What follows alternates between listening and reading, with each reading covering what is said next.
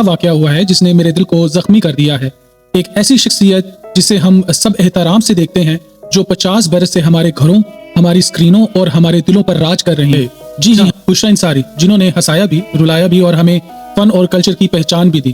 कुछ दिन पहले उन पर एक बहुत ही बेहुदा एतराज कर दिया गया, और एतराज करने वाली कोई आम शख्स नहीं बल्कि खुद एक अदाकारा जिनका नाम रूबी अनम है, उन्होंने किया।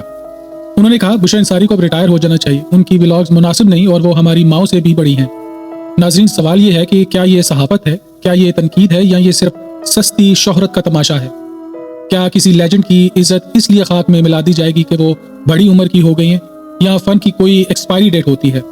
ये है वो रवैया जो हमारे माशरे को तबाह कर रहा है, और ये है वो जहर जो हमारे मीडिया और शोबिस में घुल चुका है। और आज मैं इस जहर को आपके सामने बेनकाब करने जा रहा हूँ। नाज़रीन, बुशरा अंसारी कोई आम फनकारा नहीं, वो एक तारीख है। पिछले 50 बरसों में अगर पाकिस्तान का ड्रामा दुनिया में पहचाना गया तो इसमें बुशरा अंसारी का बड़ा हिस्सा है। वो कॉमेडियन भी हैं, सिंगर भी हैं, अदाकारा भी हैं, और सबसे बढ़कर वो इस मुल्क की शनाख्त हैं। ऐसे लोग रिटायर नहीं होते, ऐसे लोग हमेशा कौम के माथे का झूमर रहते हैं। नाज़रीन,